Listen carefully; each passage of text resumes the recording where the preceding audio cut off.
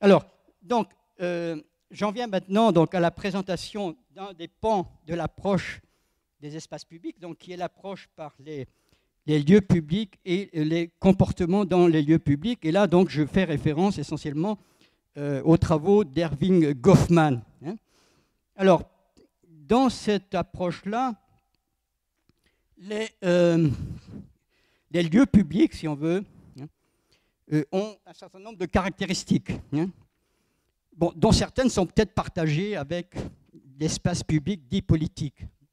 Donc, on a d'abord une accessibilité dite généralisée des lieux, c'est-à-dire on peut accéder aux lieux publics indépendamment des statuts, indépendamment de questions d'âge, de questions de race, de questions d'ethnie, etc. Hein. C'est ce qu'on appelle une accessibilité généralisée, bien que ce ne soit pas l'accessibilité ne soit pas nécessairement équivalent à gratuité. Il faut bien payer pour entrer dans le métro, ou, mais ça n'empêche pas le métro d'être accessible à quiconque, hein, à quiconque qui a payé et qui peut payer. D'accord.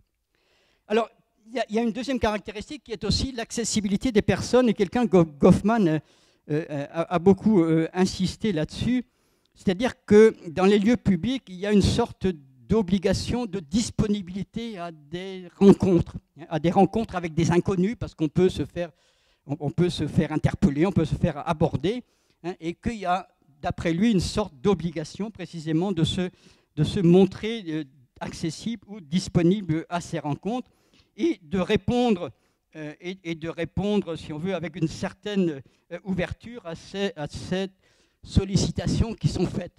Mais tout ça doit se faire avec, disons, un certain tact, de sa manière, qui est aussi une des expressions, une des modalités, si on veut, des relations dans les lieux publics.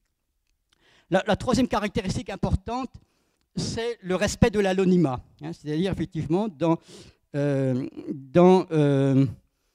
les lieux publics, les personnes coexistent, hein, marchent ensemble dans la rue, ou coexistent dans une salle de théâtre, de cinéma, ou dans un hall de gare, hein, sans que chacun ait à décliner son identité à l'autre. Hein, et donc chacun peut rester anonyme d'une certaine manière dans cette proximité. Donc c'est l'idée d'anonymat va de pair avec l'idée d'une distance dans la proximité. Hein.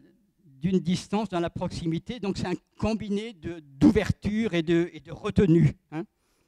Alors, je vais surtout développer les deux derniers points, donc, que Goffman appelle l'inattention civile ou polie, et l'autre, c'est le fait d'être translucide plutôt que transparent dans les lieux publics. Hein.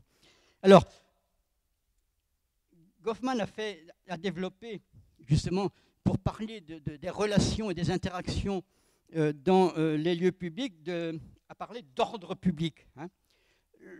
L'ordre public, c'est l'ordre que produisent les comportements dans les lieux publics quand ils se conforment aux règles implicites qui prévalent. Hein.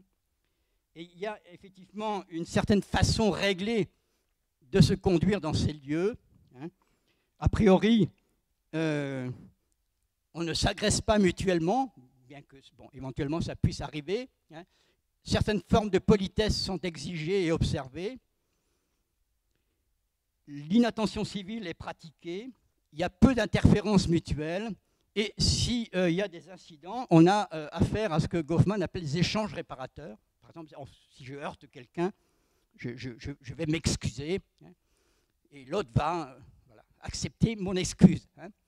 Et donc, il y a chez Goffman, précisément pour décrire cet ordre public, toute une analyse, une description de la fonction de ce qu'il appelle les échanges réparateurs ou les activités réparatrices, hein, qui est de transformer ce qu'on pourrait considérer comme une offense, comme offensant, à ce qu'on peut tenir pour acceptable. C'est-à-dire, par exemple, si j'ai heurté quelqu'un, donc je peux l'avoir offensé, mais si je m'excuse, hein, ça transforme mon offense en quelque chose de plus acceptable. Hein. Donc ça, c'est la notion d'ordre public. Alors, je viens maintenant à la notion d'inattention civile, qui est une notion que je trouve très intéressante, Et donc là, je donne une citation de Goffman. Hein. Une première personne donne à une seconde suffisamment d'informations visuelles pour lui montrer qu'elle a reconnu sa présence, et cette dernière admet ouvertement l'avoir vue. Hein. Mais l'instant suivant, elle va retirer son attention afin de signifier que cette seconde personne ne constitue pas une cible particulière de curiosité, hein, pour la première, ou ne fait pas partie de ses plans ou de ses projets. Donc c'est ce qu'il appelle l'inattention civile. Hein. Par sa conduite d'inattention civile, l'individu laisse entendre qu'il n'a aucune raison de suspecter les intentions de personnes co-présentes. Il n'en a pas peur, n'est pas hostile à leur égard et ne cherche pas à les éviter. Donc en gros, si je commente cette définition, donc l'inattention civile correspond à une façon d'exprimer à l'autre dans une situation de perception mutuelle, c'est-à-dire on se voit, on peut s'entendre, hein, on peut se sentir aussi, parce que l'odorat joue un rôle important, hein, dans une situation de perception mutuelle, de lui exprimer qu'on a noté donc, sa présence et que l'on en tient compte, qu'on lui manifeste un certain respect. Le respect pour la face est important pour Goffman, tout en préservant l'anonymat de la coprésence et tout en n'engageant pas une véritable interaction avec la personne. Ça reste de la coprésence, hein, où chacun se manifeste une forme d'attention comme ça, légère en passant. Et cela passe beaucoup par la gestion des regards, hein, par des contacts oculaires rapides et en évitant des regards fixes, hein, et par des postures corporelles, et évidemment du contact physique, évidemment d'empiètement, comme dit Goffman, sur le territoire d'autrui, hein, de lui marcher sur les pieds ou de rentrer trop près de son enveloppe corporelle, etc. Donc ce regard, cette gestion du regard et ces postures corporelles sont les supports par lesquels se manifeste cette inattention civile. Hein. Donc, on peut prendre des exemples dans différents domaines, hein, qui sont les comportements et les relations, je ne sais pas, dans le métro, pour ceux qui ont pratiqué le métro parisien, voire dans la circulation pédestre dans une rue où il y a beaucoup de monde, où il ne faut pas se heurter, et si on se heurte, on s'excuse, enfin, et on se manifeste effectivement cette forme d'attention qui est à la fois attention et inattention, hein, donc qu'on appelle inattention civile. Après, bon, je ne rentre pas dans le détail, Goffman explique que cette obligation de se montrer une inattention civile va varier selon les rôles, selon que l'on est un homme et une femme, et selon effectivement les situations où ces personnes se croisent. Alors, un point important aussi de son approche, c'est l'idée que cet ordre public, cet ordre des lieux publics est quelque chose de très vulnérable, et qu'il suffit effectivement qu'apparaissent des conduites non conformes, des conduites qui ne respectent pas les règles pour que cet ordre public soit perturbé et que les attitudes changent, hein, et que les comportements changent. Par exemple, qu'au lieu d'être insouciant et tranquille, on devient tout à fait inquiet, hein, ce que Goffman appelle l'alarme. Hein. Et donc là, je reprends sa définition. Donc les comportements qui alarment, hein, sont ceux qu'on ne peut loger dans une large classe d'activités inoffensives, ou ceux qui ne sont pas translucides. Voilà, je vais revenir là-dessus parce que ça me paraît une notion intéressante et qui est intéressante parce qu'on peut la différencier de la notion de transparence. Hein. C'est-à-dire que le plus souvent, observant le comportement de quelqu'un dans la rue, on en sait assez pour reconnaître plus ou moins ce dont il s'agit, ce qu'il est en train de faire, et pour savoir qu'il n'y a pas de quoi s'alarmer. Voilà un exemple qui illustre ça. Hein, il dit, quand une personne observe quelqu'un qui marche d'un air affairé dans la rue, elle ne sait pas où va le marcheur, ni dans quel but particulier, mais il sent que cette action peut se loger dans une large classe d'activités possibles, a priori inoffensives. Hein. Toutes ces actions sont en quelque sorte translucides, c'est ce qu'il appelle translucides, c'est-à-dire assez compréhensibles pour que le témoin se sente en sûreté devant la personne qui les accomplit, mais pas assez transparente pour qu'il puisse les suivre dans le détail.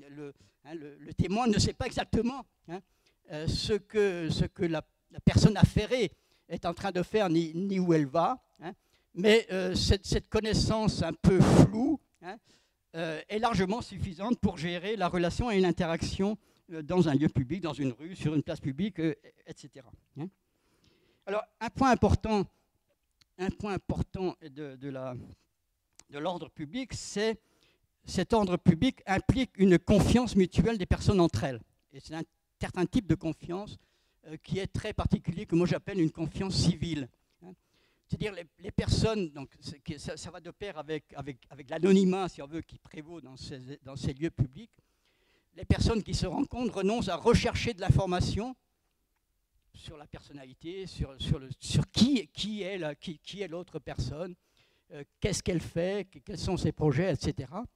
Et renonce donc à rechercher de l'information sur l'autre personne, et renonce aussi à obtenir des assurances pour coexister temporairement avec elle, dont elle ne sait rien. Donc cette confiance se traduit par une absence de suspicion vis-à-vis de l'autre lorsqu'on le croise ou on le rencontre, et par une absence d'inquiétude quant à une malveillance possible de sa part. Et justement, c'est là que rentre en jeu la différence entre transparence et translucidité. Donc j'ai donné la définition de translucidité que donne Goffman, hein. C'est-à-dire qu'on voit quelqu'un agir, on comprend assez ce qu'il peut bien être en train de faire. Et parce que, en fait, là où la transparence, donc j'appelle transparence une situation dans laquelle on a recueilli un maximum d'informations sur l'autre. On sait qui elle est, on sait qu'elle pense, on sait qu'est-ce qu'elle veut faire, qu'est-ce qu'elle est en train de faire, etc. Et le problème, c'est que quand la transparence règne, c'est-à-dire lorsqu'en gros l'information est pas complète, elle ne peut jamais être complète, mais elle est vraiment très développée, de cette manière, la confiance n'a plus de lieu d'être. Parce que précisément, la confiance est un mode de comportement dans une situation où il y a de l'incertitude et où l'information n'est pas complète. Et donc, c'est un comportement qui consiste à faire volontairement abstraction de certaines éventualités négatives qui pourraient arriver. Et donc, de cette manière, elle simplifie le traitement des situations par une sorte de prise de risque. Donc, la confiance donc, se passe de transparence et de sa manière se contente de translucidité. Donc, pour reprendre cette expression de... Voilà. Cette expression de Goffman, et renoncer à la transparence dans les relations en public, c'est se contenter des apparences perceptibles présentées par les autres en public pour savoir comment interagir avec eux, comment les traiter, comment s'y prendre avec eux, etc. J'ai eu envie de vous donner un exemple précisément où d'un type de comportement tout à fait différent dans les lieux publics, qui est celui des policiers. Les policiers, si on veut, en tant que différents des comportements des passagers ordinaires, des passants ordinaires ou des usagers ordinaires des espaces publics. Et donc là, je vous ai mis une citation justement d'un